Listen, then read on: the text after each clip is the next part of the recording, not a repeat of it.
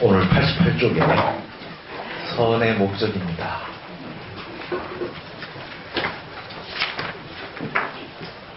선의 목적. 지난 시간에 이제 선에 대해서 얘기를 하다가 암자에 있는 한 스님한테 부모님 그 큰 스님이 법문을 하시고 해도 암자에 있는 스님은 그분은 법문을 들을 필요 없다 하고 안 내려오고 해서 시자를 시켜서 옷을 한 벌 해서 꼴을 보냈다 그랬습니다. 그랬더니 그 암자에 있는 스님이 공부가 좀 되신 스님이라 가지고 부모에게 받은 옷도 다 입지 못했는데 이 옷을 수용할 수 없다. 부모에게 받은 옷도 다 입어 헤어지지 않았는데 이 옷을 수용할 수 없습니다 하고 옷을 다시 내려보냈다 그랬잖아요. 그 옷은 우리 몸뚱이 아닙니까?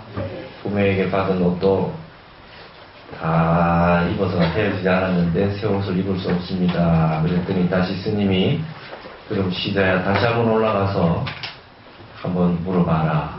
그러면 그 부모에게 받은 옷을 입기 이전에는 어떤 옷을 입었던고 했더니 그걸 바로 대답을 못했다 그래요. 그래서 그 좌탈인망을 하고 사리가 나와도 그때 당시 내가 물었을 때 거기에 대해서 첫 답을 하는 것만 갖지 못하다. 그만큼 이 진리의 문답은 저 깊고 깊은 우리 마음속 깊은 제7식, 8식, 아레아식 그 속에 깊이 있는 그 미세 망념마저 사라져야 거기에 대해서 답이 척척 나온다. 그러니까 우리 마음속 아주 깊고 깊은 곳에까지도 마음이 깨끗하게 진리가 환하게 밝아져 있어야 그 갑자기 문답을 물어볼 때 그 자리에서 답이 탁 나가는 겁니다. 이거는 우리가 교학하고 좀 달라서 교학은 우리가 이제 지식적으로 그 다음에 교리적으로 아는 거지 않습니까? 그렇기 때문에 내가 안 본 책이나 내가 모르는 내용을 물어봐서 전부 다 대답하기는 어렵습니다. 설사 부처님이라 하더라도 지식적인 내용은 현대에 만약에 다시 오셔도 지식적으로 배우셔야 될 게 많을 겁니다. 그렇죠? 운전하시려고 그러면 운전 다시 배우셔야 되고 이치를 빨리 아시기 때문에 쉽게 빨리 지혜로서 다 해결을 하시겠지만 그런 얘기들 말고 법과 관련된 진리와 관련된 문답에 있어서는 곧바로 답이 척척 나올 만큼 공부가 돼야 되는데 그건 그만큼 깊은 우리 마음속 깊이 있는 아레아식 깊이까지 마음이 한번 삼매의 경지에 도달해 봐야 그 이후에 그 지혜가 터져야 그런 답을 바로바로 할 수 있다. 그래서 그 이전에 그런 경지에 도달하기 전에도 많은 심통과 지혜가 있을 수 있지만 이런 고준한 법문들의 이 내용, 선문답, 법거량 이런 내용들은 그런 공부의 수준을 가늠하는 진리의 문답들이다. 그래서 철로 만드는 부처님도 땀을 줄줄 흘린다 하는 그런 말이 있다고 그랬습니다.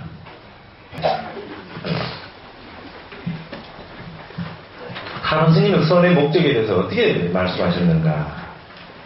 선은 근본 자성을 요단하여 마음의 생사, 즉 망념을 끊어버리는 것이다. 우리들은 아무리 힘이 있고 건강하고 권세가 있더라도 죽음을 면치 못한다. 그것은 나고 머물고 변하고 없어지는 이런 번뇌망상에 휘둘려 있기 때문이다. 생주이멸이지요? 나고 머물고 변하고 없어지는 이런 번뇌망상에 휘둘려 있기 때문이다. 그래서 생로병사도 생긴다. 선의 실제적인 목적은 외형적인 생사해탈이 아니라 마음속의 생멸을 없애는 것이 첫째 목적이다. 자, 여기 선의 목적이 나왔습니다. 마음속의 생멸을 없애는 것이 첫째 목적이다. 그런데 마음의 생멸이란 없애려고 하면 더 일어난다.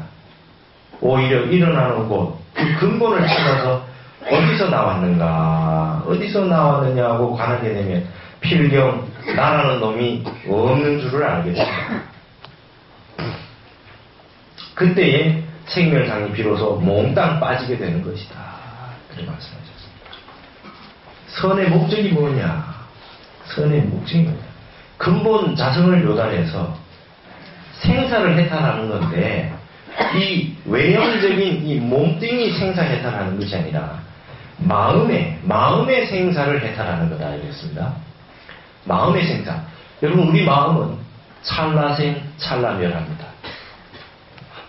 우리가 여러분 자 마음이라고 하는 게 일어났다 사라졌다 일어났다 사라졌다 이렇게 합니다. 마음에 끊임없이 생멸을 합니다.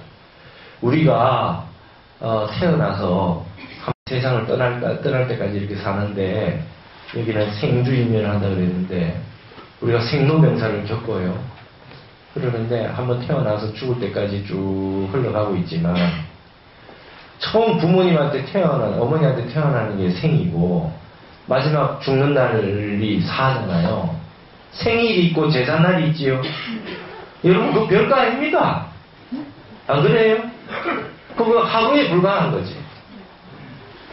예. 여러분 죽어도 죽지 않는 내가 따로 있어가지고 윤회가 계속 하고 있지 않습니까? 이게 나라고 할 수는 없지만 무하라고 해서 나라고 할 수는 없지만 업이라고 하는 거는 계속 진행이 되는 것이다. 그러니까 한생이 태어나서 그 사람이 몇 년에 태어나서 몇 년에 죽었다. 뭐 이래가지고 생사를 얘기하지만 멸하지 않지요. 멸하는 건 아니다. 그럼 끊임없이 생이 반복되는 겁니다. 계속해서 뭔가 사라진 것 같은데 계속 생이 반복되는 거다. 우리 인생이라고 하는 것이.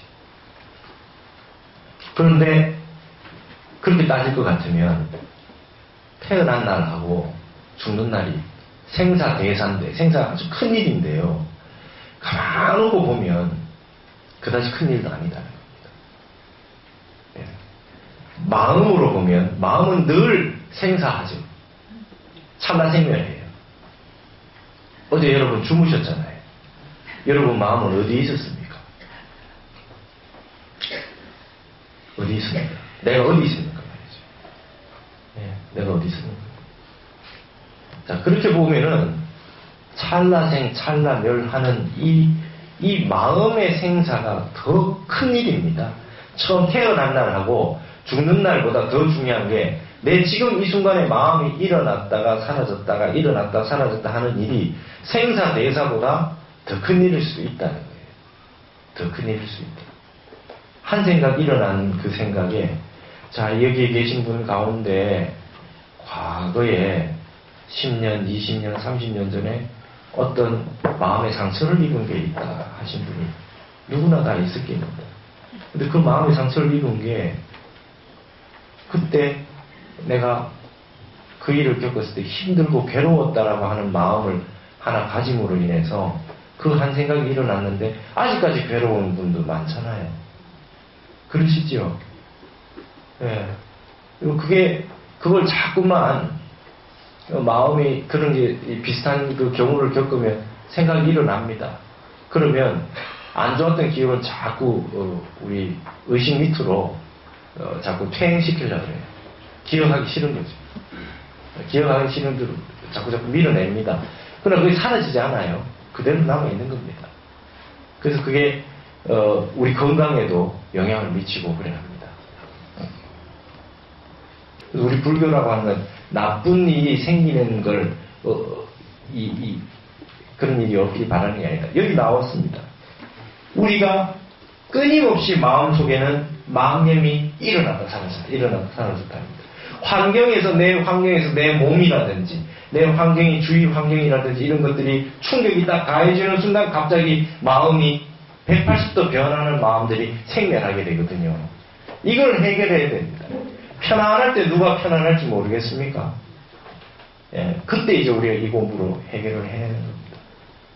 그래서 어떤 일이 있더라도 이 참선을 놓지 말고 도경을 놓지 말고 수행을 놓치지 마셔라. 그건 우리의 참 밑바닥에 있는 마음의 근본 자리를 들어가서 살 수 있는 길이 거기에 열려 있다 하는 것입니다. 그래서 저도 몇 년 숱하게 아프면서 말이죠. 철이 많이 들었습니다. 아직도 이런 얘기 하는 거 보면 아직 철이 안 들었는 것 같은데. 그래도 그때 공부를 일사천리로 공부가 잘 됐다고 했다면 아픈 사람, 힘든 사람, 실패한 사람들의 마음을 조금이나마 이해를 하고 이 공감을 했겠느냐 그 말입니다. 그렇죠? 아니 그 왜 공부가 그게 안 돼요? 그렇게 어려워요? 이러고 있었을 겁니다. 남의 사정도 모르고. 예. 그래서 내가 힘든 일을 겪어봐야 남한테도 남의 힘든 것도 알고 남의 그 고생스러운 것도 알고 그렇게 좀 되는 것 같아요. 예. 그래서 세상의 모든 건 공부하는 게 없고 이 맹자에 나오듯이 하늘이 어떤 사람에게 대임을 맡기고자 한다면 먼저 그 사람의 몸과 마음을 힘들게 하고 배를 고르게 하고 시련을 주고 일이 안 되게 하고 남들이 그 사람을 비난하게 하고 그렇게 다 해서 모든 게 능해지고 마음이 원만하게 되어진 다음에야 하늘이 일을 맡긴다. 맹자의 글에 있지 않습니까? 그렇듯이 여러분들도 혹시나 힘든 일이 있으시고 누구나 제가 여러분 그 사주라고 하는 그 명리학 공부에서 게 하나가 있어요. 딱 하나가 있어요. 누구나 일평생 살면서 우울증은 한 번씩은 올 수 있는 조건들이 다 갖춰져 있어요. 맞지요? 여러분 이게 아주 그 세상에 모든 게 원만부족돼서 나쁜 게 하나도 없는 사람은 없더라는 거예요. 그건 없어요. 그럼 부처님도 틀림없이 없었을 거예요. 제가 장담합니다. 그러지 않았으면 부처님의 고행이 없었다.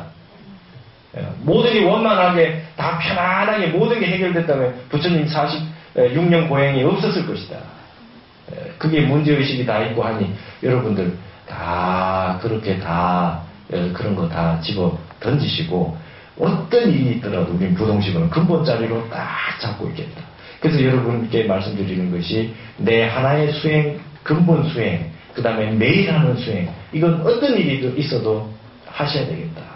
저 자신에게 감사한 것은 제가 그렇게 몸을 못 가누고 그래도 제가 그 50분 앉아서 참선했어요. 그래서 지금 제가 앉는 건 그래도 잘합니다. 그 힘들게 저걸 못하는 때도 그 기어코 앉았습니다. 기어코 감사 들고 앉았습니다. 예. 그래서 여러분에게 여기에 선의 정말 목적은 마음속의 생명을 없애는 것이다. 말은 쉽지요. 우리에게 어떤 이 몸의 장애, 환경의 장애, 주변의 사람들과의 관계 속에서의 힘든 일이 생겨나거나 애군이 닥쳤을 때 이 일어나는 마음과 사라지는 이 생멸하는 마음을 어떻게 해결할 건가? 이걸 해결하기 위한 것이 선의 목적이다. 이걸 아주 분명하게 사무치게 잘 간직하셔야 되겠습니다. 그래서 이 마음이 일어나는 곳을 찾아서 그 마음이 어디서 나왔는가? 그걸 보게 되면 필경 내가 없는 것이다. 여러분 무아라는 말처럼 쉬운 말은 없어요. 내가 본래 없다. 내 자성이 없다. 나의 실체가 없다. 나라고 하는 건 본래 보한 것이다. 그러나 이거는 우리가 누차 배워서 아는 내용이지만 몸 한번 아파봐도 내가 없기는 어디 없어요. 아픈 데만 있어. 그 아픈 거 하나에 온몸이 오는 생각이 다 쏠려가지고 내가 없다라고 하는 그 말은 온데간데 없고 아주 그냥 힘들어하고 있는 나밖에 없더란 말이죠. 철저하게 여기에 아주 근본에 불교 여러분 8만대전경 전체 다 봐도 이 한마디밖에 없습니다. 두루두루 많이 보는 것도 중요하지만 근본을 잡아서 근본 속에 깊이 들어가셔가지고 여러분이 한번 체득을 한번 하셔야겠다. 연부를 하시든 경을 읽으시든 참선하시든 화두를 드시든 절을 하시든 한번 정말 진정코 한번 하셔야 되겠다는 겁니다. 여기에 그 다음 나오는 선의 방법이라고 하는 거 보시면 우리 마음에 대해서 타노스이 설명한 부분이 나옵니다. 다시 한번 이 내용을 한번 읽어보겠습니다. 선의 방법. 부처님 당시에는 모두 근기가 뛰어나서 선의 방법이 필요 없었다. 그러나 수행하는 사람을 위해서 세 가지 방법이 있다. 세 가지 방법이란 정관, 환관, 적관이다. 고열정자 정관, 환관, 환이다고 하는 환상이다고 할 때 환관, 그 다음에 적관, 고열적자의 적관. 이것을 천태대사는 공가중의 삼관이라고 했다. 천태지자 대사의 이 공가중 이 삼관은 아주 중요합니다. 공으로 보고 가로 보고 중으로 봅니다. 이 세상은 모든 그 실체가 없지요. 그래서 공한 것입니다. 그럼에도 불구하고 이게 뭔가가 다 있지요. 유라고 하는 게 가유입니다. 가유. 잠시 잠깐 거지처럼 있다. 그 다음에 이 공과 가라고 하는 이 두 가지를 다 양면을 가지고 있는 게 중도법이라 해서 중관입니다. 밑에 보시면 설명이 나옵니다. 정관, 고요할 정자 정관이란 한 생각 일어나는 데서 고요히 관하기를 이 한 생각이 어디서 일어나는가 하는 것이다. 일어나는 자리가 없는 것을 보면 고요해지는 것이니 고요한 것이 극치에 이르면 마침내 밝아진다. 고요할 정자. 여러분 이 정관은 밑에서 천태대사의 삼관에 의하면 빌공자 공입니다. 고요하게 볼 것 같으면은 근본이 알고 보면 자성이 없어요. 근본이 자성이 없습니다. 그렇기 때문에 일어난 자리가 본래 없더라. 일어난 자리가 본래 없어요. 우리 마음 일어난 자리가 근본 자리로 쭉 쫓아가 보면 일어난 바가 없습니다. 이게 정관입니다. 이걸 공이라고 합니다. 공관입니다. 그 다음 환관이란 밖의 경계를 보는 공부인데 보고 듣는 그 모두를 헛것이라고 관하는 것이다. 우리는 꿈은 사실이 아니라는 것을 알고 있기 때문에 꿈에 집착하지 않는다. 우주 만상의 환임을 보게 되면 집착에서 떠나게 되고 자성이 밝아온다. 거기서 온갖 착한 일을 행하는 것이다. 여러분 여기 있는 걸 이걸 유인데 공가중 할 때 보면 이게 가입니다. 잠시 잠깐 가로서 존재한다는 거예요. 지수합공 사대가 결합돼서 인연법으로 잠시 잠깐 있다는 겁니다. 이걸 뭘로 보냐? 환으로 보는 겁니다. 염호환포용으로 보는 겁니다.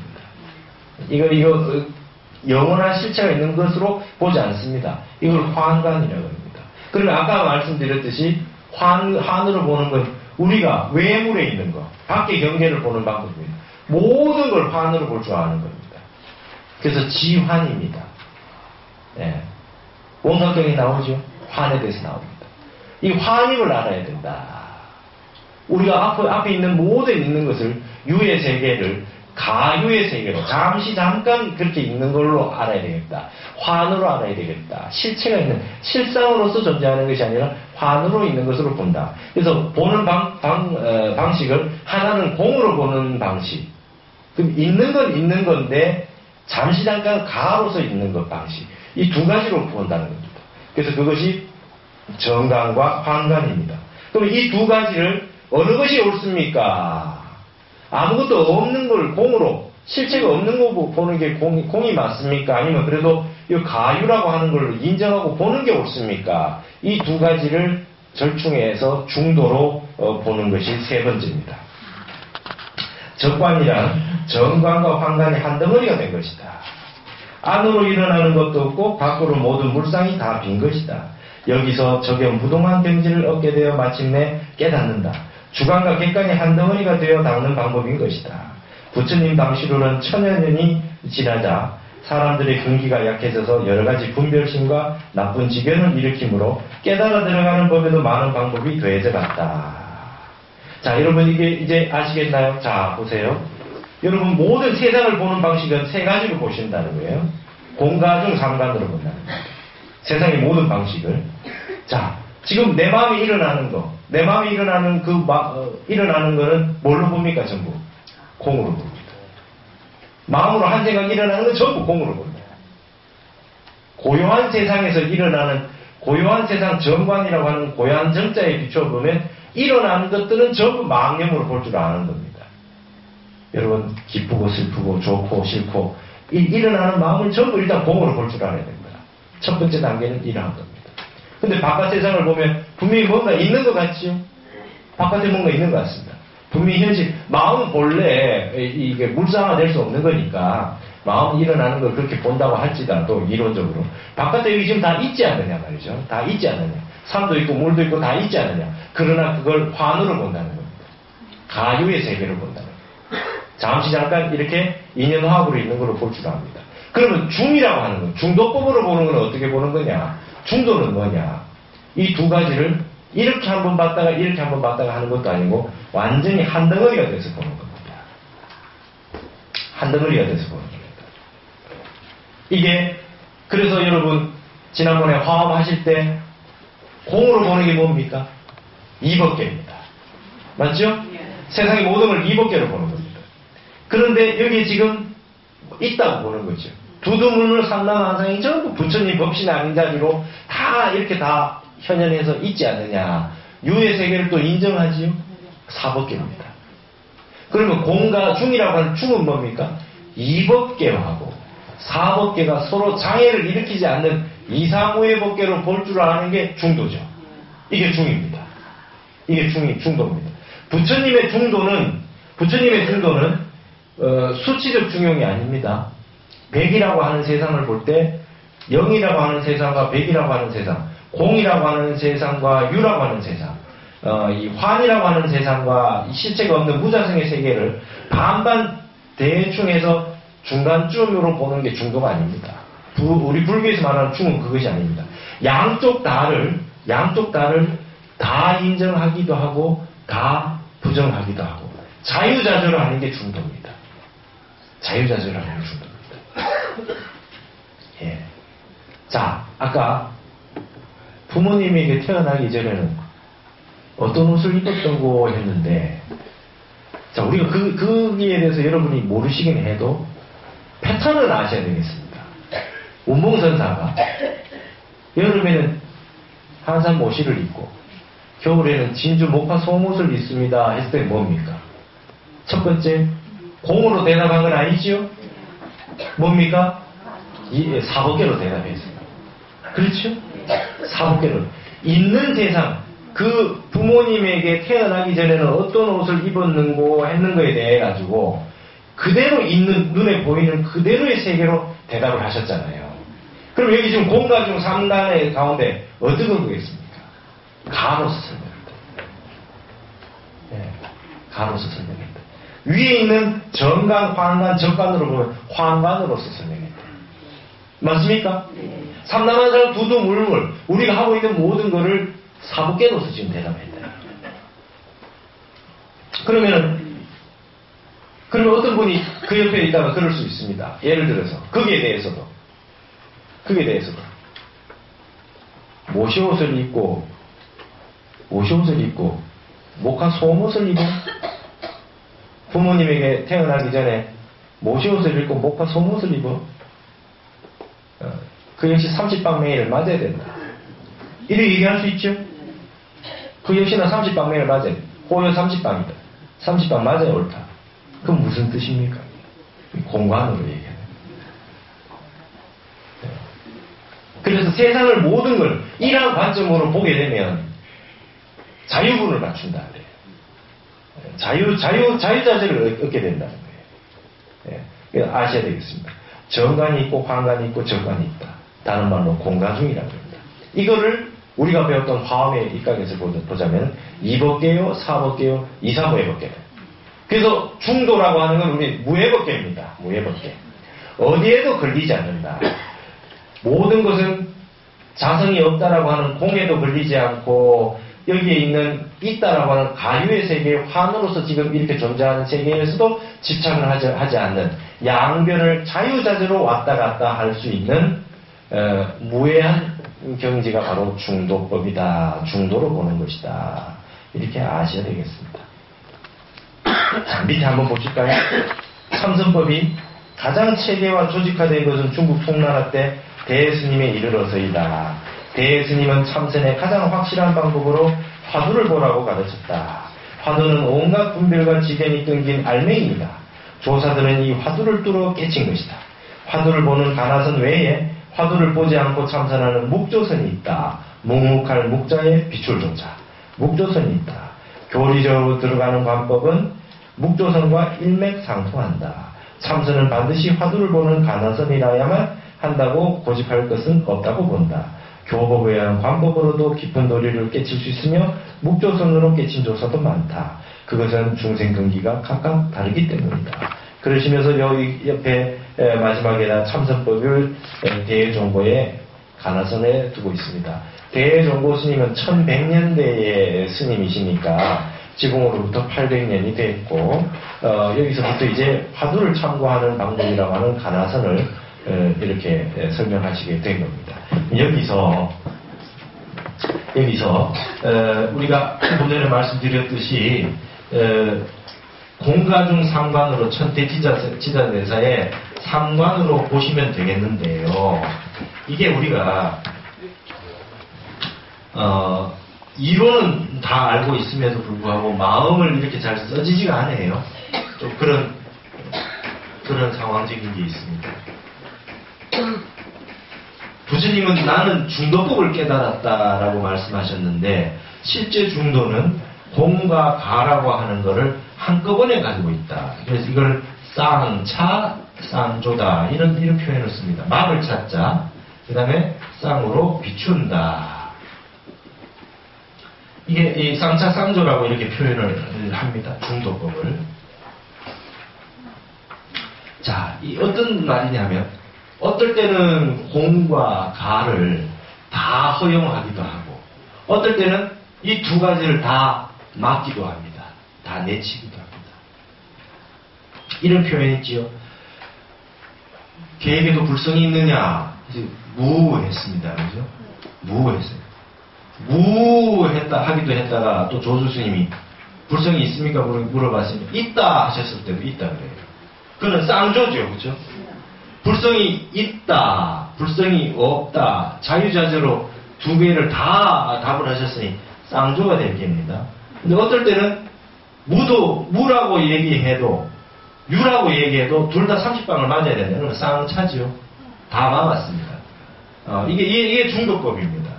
그래서 이 중도법이라고 하는 것은 완전한 무해법인데 이 무해라고 하는 것이 참으로 어렵고도 어려운 것입니다. 어렵고도 어려운 것이기 때문에 이론적으로는 잘 안 되는 겁니다. 이 중에 가장 어려운 게 지난번에 말씀드렸던 사사무해라고 했고, 사사무해라고 했고, 여기는 이사무해가 되겠지. 이게 이법계입니다. 이게 이법계. 그 다음에 여기에 해당하는 게 사법계입니다. 네. 그럼 이게 지금 중도가 여기가 이사무해 법계가 되겠습니다. 그러면은 요거를 정관이라고 그랬고 고요할정자 정관이라고 그랬고 요걸 환관이라고 그랬습니다. 환으로 보는 거를 요걸 정관이라고 그랬습니다. 이렇게 요 삼관으로 본다고 했습니다. 이런 부분에 있어서 일단 우리는 경전을 공부를 하고 교리를 공부하니까 이게 여러분 머릿속에 딱 있으셔야 되겠습니다. 그 공가종이라고 하는 중국의 천태지자 대사가 자 여러분 여기 한 물건이 있습니다. 한 물건이 있어요. 한 물건이 있는데 이거를 우선 첫 번째로 뭘로 볼 줄 알아야 되느냐? 공으로 볼 줄 알아야 돼요. 자성이 없어요. 이게. 자성이 없습니다. 이 이법계입니다. 이건 영원 불변한 실체가 있어서 여기 있는 게 아닙니다. 무합니다. 무하라고 했어요. 공이라고 했어요. 없어요.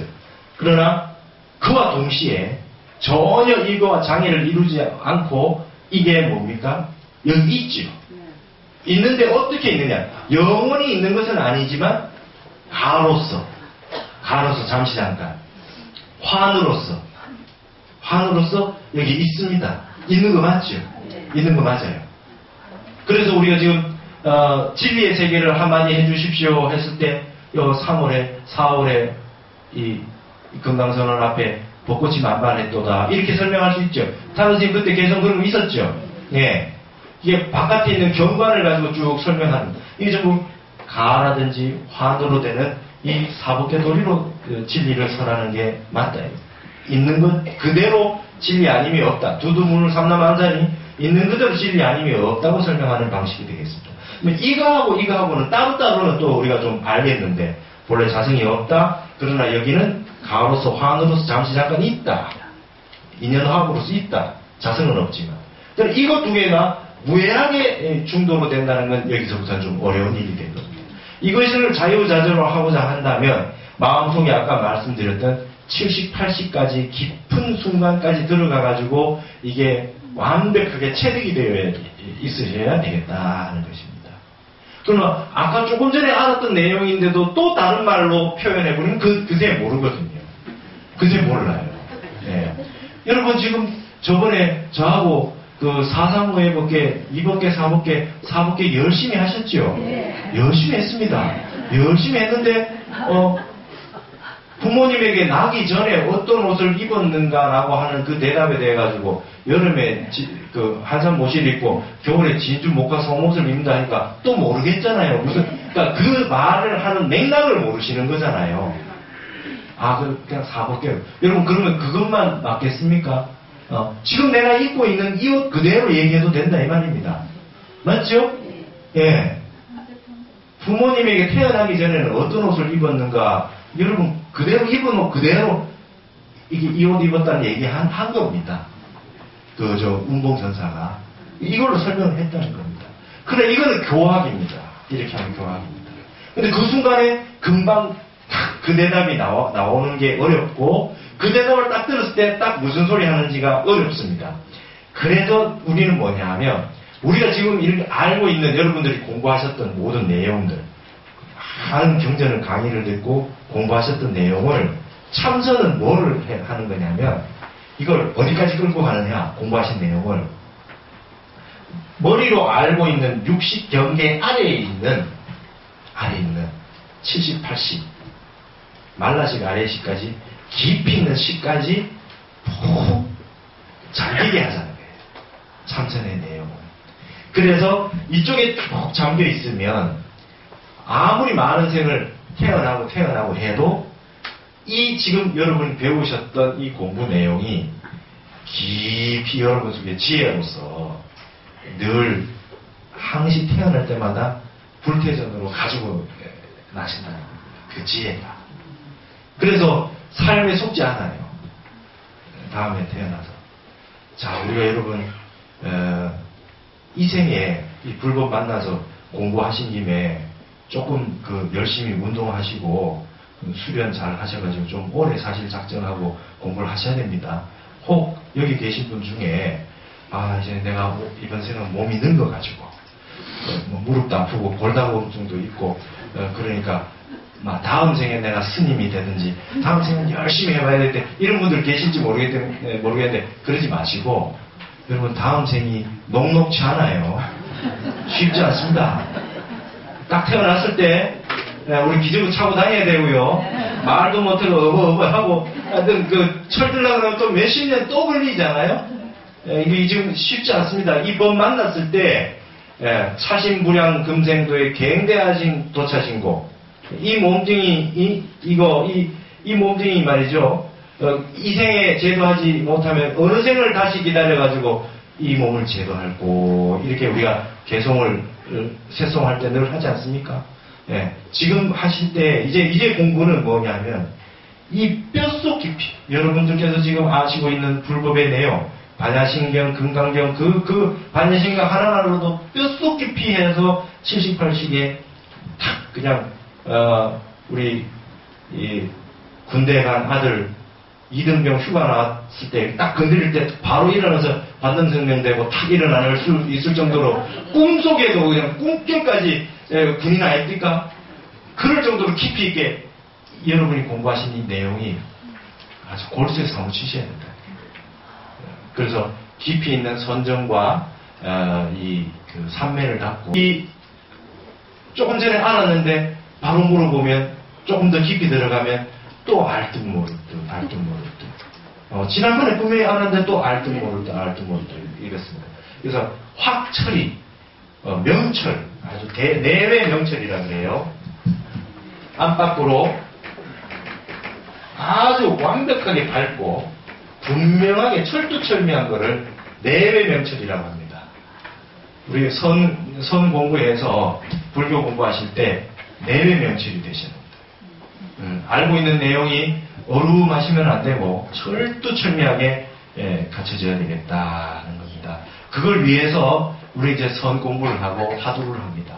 화두라고 하는 것은 간화했는데 이 화두라고 하는 것은 이것만 설명드리고 마치겠습니다. 간화라고 하는 것은 볼간자입니다. 볼간자인데 말씀 한자예요. 말씀 한자. 그럼 간화선 했을 때 요게 화가 화두잖아요. 그죠? 말씀 한자 머리 두자예요. 자, 여러분 어떤 공안이든 그 말이 있잖아요. 아까 무엇이 돕니까? 했을 때 눈 밝은 사람이 우물에 떨어졌습니다. 얘기를 했어요. 그 말씀 이전입니다. 그죠? 머리 뒀자니까 말씀 이전에. 자, 운문선사가 무엇이 도냐고 물었는데 판흥선사가 눈 밝은 사람이 우물에 떨어졌습니다. 이랬으니까 이 말씀하기 이전에 판흥선사의 마음속에 생각이 있지 않겠어요? 그렇게 말을 하는 낙처, 이유가 있었을 겁니다. 분명히. 그 말이라고 하는 걸로 봐서는 그 사람의 생각을 다 알 수 없는데 분명히 그 얘기한 뜻이 있었을 겁니다. 개에게도 불성이 있습니까? 했는데 조주스님이 없다 그랬어요. 그 말이 있는데 그 말 나오기 전에 조주스님이 어떤 마음으로 어떤 이유로 그 말씀을 하셨을까 하는 게 있지 않겠습니까? 말씀 이전 소식 있죠? 그 말 나오기 이전 소식. 그게 화두이거든요. 그러니까 무라고 했을 때 조주스님이 도대체 어떤 마음으로 그 말씀 나오기 이전에 어떤 마음 상태에 도달해서 그 말씀이 나왔겠느냐. 그 세계를 우리가 알 수는 없어요. 그래서 그 화두를 보는 겁니다. 그래서 문자 화두를 드는 분들은 어째서 무라 했는고 이렇게 화두를 듭니다. 어째서 무라 했는고. 조주스님이 엄청난 도인이신데 도대체 왜 열반경에는 일체 중생이 다 불성이 있다고 했는데 왜 조주스님이 깨달은 도인스님이 왜 없다고 했는고 어째서 없다고 했는고 그 말이 나오기 이전에 조주스님의 그 깨달은 마음 상태를 우리가 간하는 겁니다. 보는 것입니다. 그래서 화두는 말씀 이전 소식이에요. 이전 소식을 참고해서 들어갑니다. 우리가 알고 있는 소식은 전부 육식 이후의 소식이잖아요. 그죠? 이 이후에 있는 걸 전부 말씀의 세계로 우리가 쭉 다 공부를 해서 다 알고 있는데 경전도 우리가 말씀으로서 다 접했는데 부처님 팔만대장경이 있으면 부처님 팔만대장경이 나오기 이전 소식이 있어요. 부처님이. 한 생각도 없고 선정에 깊이 들어있었던 부처님이 처음 최초로 설법하시기 이전 상태가 있어요. 그 상태는 말로 표현하기 어려운 상태입니다. 이건 말로 표현할 수가 없어요. 그건 이렇다 저렇다 말할 수 없어요. 말씀 이전 소식이기 때문에. 그래서 이 소식에 대해서 간한다는 거예요. 이걸 계속 화두를 참고해서 들어가다 보면은 요 말만 겉으로 나와 있는 그 말을 붙잡고 그 말이 나온 이전 소식을 찾아서 계속 간하다 보면은 우리의 의식 밑에 있는 깊이 있는 심층에 있는 70, 80 그 깊이에 들어가 있는 그 마음자리까지도 뚫고 들어가는 겁니다. 그래서 선사들이 표현을 하기를 모기가 소뚜껑을 뚫고 들어가듯이 들어간다 이래 얘기를 합니다. 화두를 들 때 모기가 소뚜껑을 뚫고 들어간다. 우리 마음 깊이 있는 속을 생각으로는 들어갈 수 없어요. 육식, 칠식 생각으로는 들어갈 수 없다. 그러니까 여러분 뭐 어떻게 깊이 경전을 보시거나 뭘 할 때 그 눈으로 보고 그냥 우리가 육식으로 생각으로 그냥 경전 보시는 것이 아니라 마음 깊이 해서 근본 마음자리로 들어가서 그 구절을 보는 공부를 해주셔야 하는 겁니다.